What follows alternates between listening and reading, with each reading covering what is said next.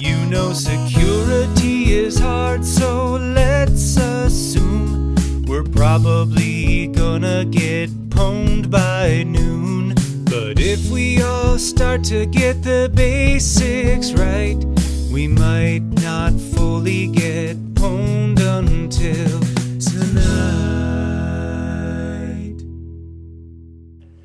Hey everybody, welcome to the 7-Minute Security Podcast and to a walkthrough of the Tommy Boy VM, which was my very first venture into creating vulnerable machines for the Vulnhub.com repository.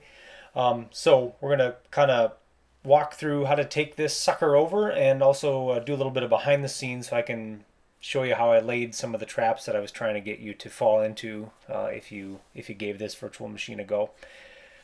So as always, the first thing I like to do is just do a net discover to see what IP the target VM grabbed. It looks like in this case, .128 we will be setting our crosshairs on. So let's fire up Sparta and let's see what kind of ports and services are open on this Chukka. And through the magic of cinematography, we'll skip ahead a little bit and see we've got some Nycto findings with all sorts of subfolders discovered, which was done intentionally just to try to get you to waste your time and be frustrated and overwhelmed. Because if you've ever taken the OSCP, you know that they've got to be gluttons for punishment and torture. And so I guess this was my way of paying it forward. So got a web service there in port 80 as well as port 8008. Actually, since we're talking about those subfolders, let me show you something. I used the xargs command plus a large word list to make all those subfolders in one swoop. I just did xargs space mkdir and then pointed the big.txt word list at it. And then boom, look at that. In one swoop, all sorts of subfolders for people to get stuck in the muck with. But what I was trying to do with all this is, troll you a little bit, but also get you pointed back towards just the root homepage. And I wanted you to give that a little closer investigation. So if we take a look at the robots.txt a bit more, we'll see a couple of subfolders I threw in there that have some images just for fun. But we'll also see the first of 5 flags. So you'll be instructed here to take note of keywords or phrases or the flag data, because you're going to have to, it's going to come into play later on in the VM. So back on the homepage itself, let's look at the source, and you'll see some commentary between Nick Burns, the IT guy, and Richard. And you will see that Richard, or Nick, has a subfolder with some information that he wants to point Richard to, and the subfolder is named after the place where Tommy and Richard have their big fight in the movie, which is Prehistoric Forest for us Tommy Boy fans. But if you're not a fan, I wanted to leave this YouTube link in here because I didn't want to leave you stranded either. And there we go, Prehistoric Forest. So let's go and see what's in the prehistoric folder.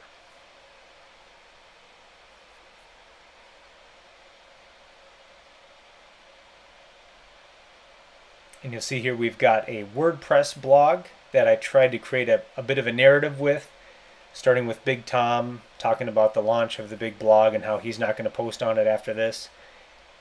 And then if you look in the comments section, you'll see a note from Michelle complimenting her boss on, his tech savviness to get that post up there. And you'll also get the second of 5 flags. If you just go to that text file within the prehistoric forest subfolder. So there we go. There's Zelensky. Then if you kind of make your way up, you will see a hello from Richard, hi from the numbers guy.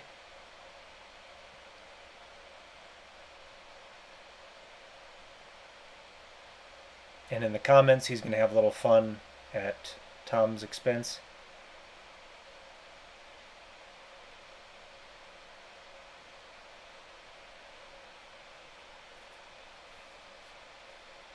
And then a little higher up, there's a sad company news announcing the death of Tom Sr. And at the top, Richard has created a password protected post, which Tom Jr. can't remember how to get into. Luckily, Richard's a nice guy and has pointed Tommy to a /Richard subfolder to jog his memory. So let's go there.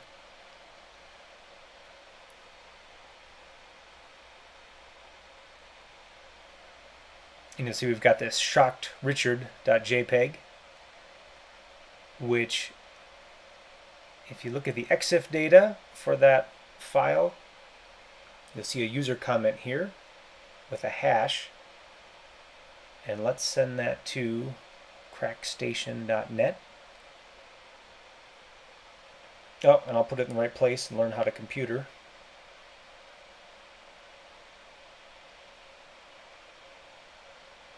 And there we go.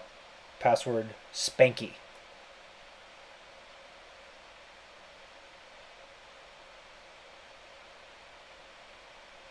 So let's get that plugged into the blog here to see the super secret post.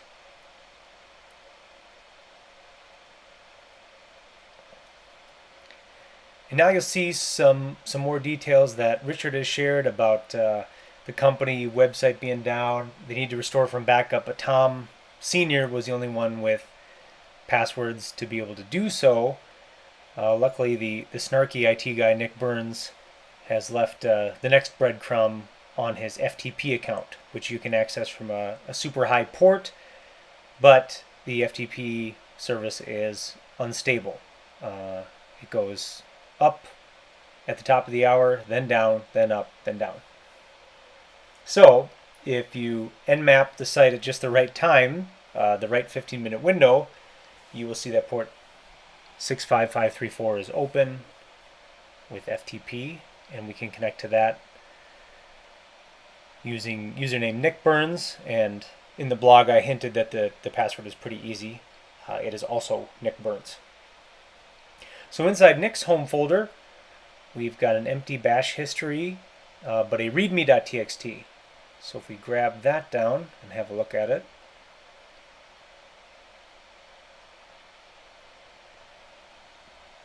we'll see that there is a subfolder somewhere on the server called Nick is Leet, which Nick used as his own personal Dropbox on the company's dime for years. So we need to find the Nick is Leet folder to get our next clues on what to do next. So we will see that it is not on just the default port 80 service, but it's on that alternate 8008 port. And here we go. But we're blocked because, according to Nick, only me and Steve Jobs can see this content. So I tried to hint in my hint that Nick used this Dropbox on his phone.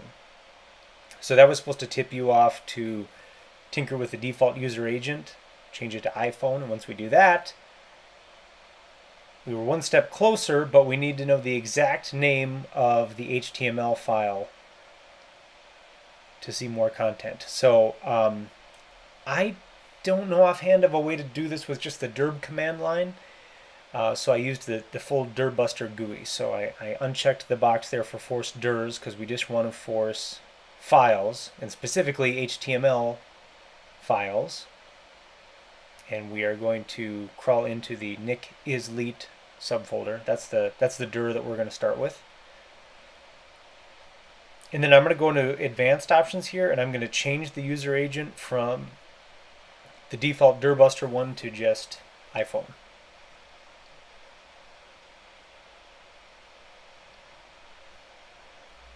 And then I'm going to use the rocku.txt list. And that should be good. Let's let it rip. And this may error out for you. You may have to restart this app a couple of times to get it to finish brute forcing. But there we go. We found fallon1.html. And there's our error, our pause there. So let's go to fallon1.html.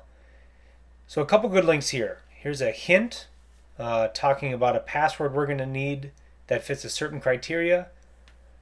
The prefix is bev, and it's got one uppercase character, two numbers, blah, blah, blah. So here's the command I'm going to use to build out that password list. Okay, so I'm going to use crunch with a minimum character length of 13, maximum character length of 13, with bev as the prefix, and then our uppercase character, two numbers, two lowercase characters, one symbol, and the year Tommy Boy came out in theaters. Alright, so we've got our list. We've also got 3 of 5 flags here. Tiny head is the flag data. And then let's grab this dump of Tom's passwords. Alright, so armed with our crunch list, let's use fcrack zip to break into that Tom's passwords.zip file using the password list we created from crunch. Alright, and there we go. Through the magic of cinematography, we've sped up the password cracking process. We have it now. It's Bev Hooters 1995.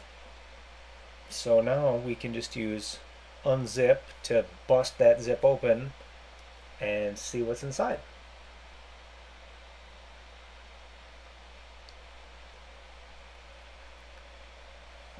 Alright, so we've got a passwords file, and for the Callahan Auto server, it's username Big Tommy Sr. with password Fat Guy in a little coat, but that's only the first part of the password. The second part is in a company blog draft.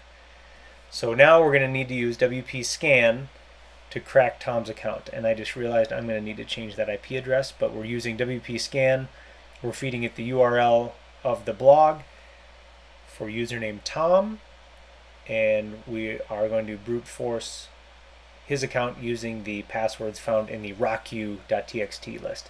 That's what the Queen reference was supposed to be about. I had a lot of people email me saying, I've tried passwords of every Queen song in the world and it's not working. Yeah, sorry, my hint was actually supposed to be a hint for the rockyou.txt. So there we go. We got login Tom, password Tom1, good strong password. So let's go to WP admin, feed it those credentials, and there we go. We have a draft from Big Tom regarding his SS8 password. I just put that in there because I miss my days of being more of an IT service person, and people would say, like, you know, where's the C colon and what's my SS8 account?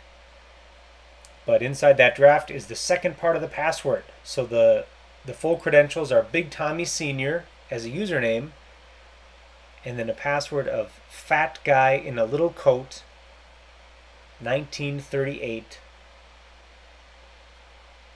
bang, bang. And just in case anybody cares, 1938 is the year that Brian Dennehy was born. All right, so we're in with SSH. Let's take a look around.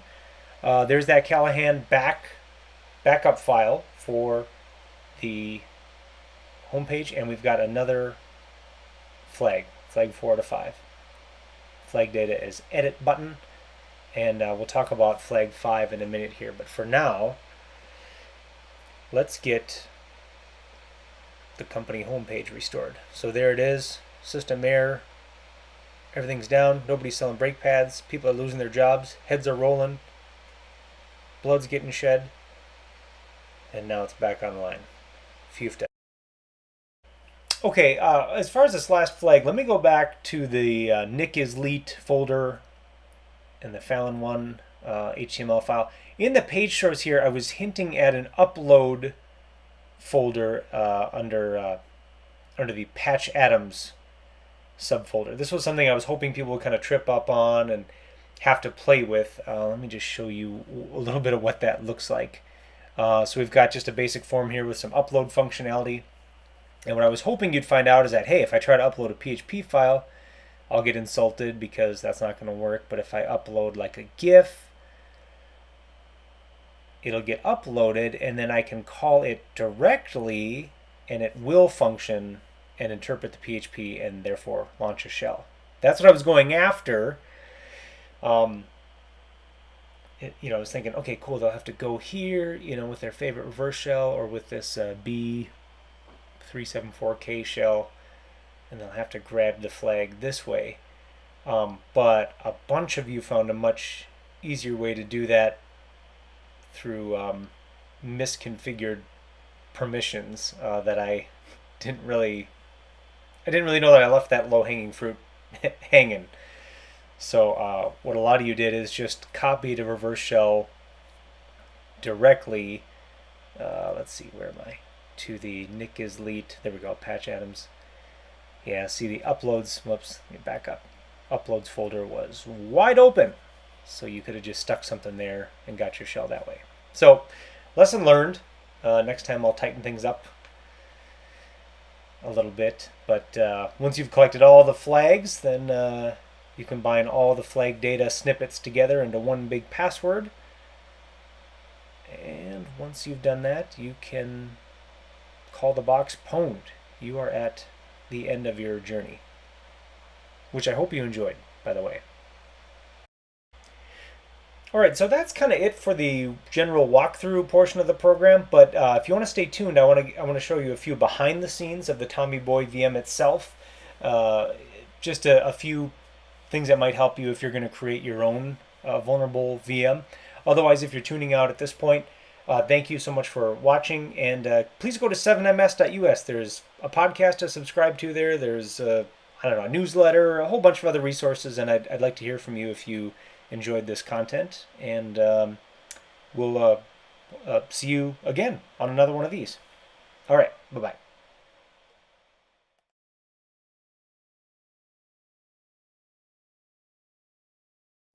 All right, so here's just a few behind-the-scenes things that I hope will help you avoid some anger and frustration when you're designing your own VMs. One of the biggest snafus that I hit was working with WordPress.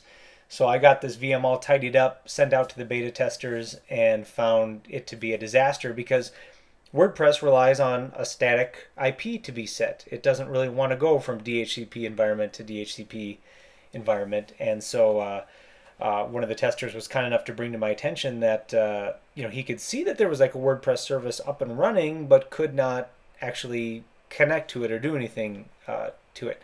So luckily, one of the other VMs that I had worked on recently called Stapler, which is by Got Milk and Company on Vulnhub.com, they had a script in their VM that I was able to tweak and make work for my purposes. So I just stuck that in the /root folder of the VM, and then called it upon startup using /etc/rc.local. So let's take a look at that fixwp script.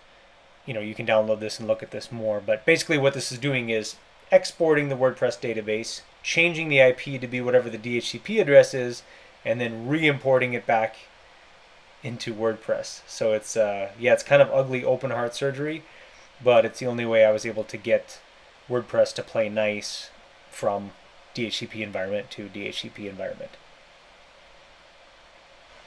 Oh, and people were asking me about how to get that FTP service to start and stop every 15 minutes. And that wasn't anything too fancy. That was just using cron jobs. So if we look at the cron tab for root, you'll see that I've just got ProFTP set to either start or stop every 15 minutes.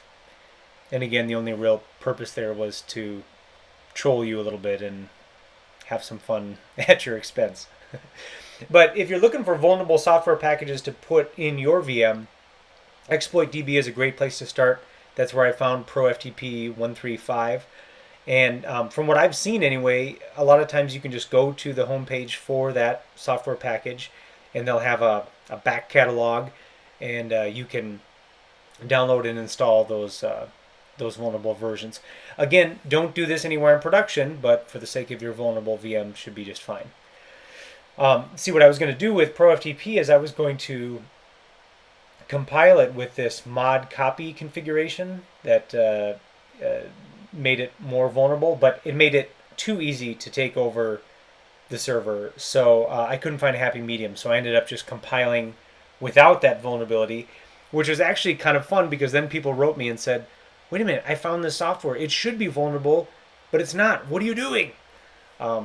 So, sometimes the lack of vulnerability can work to your advantage too.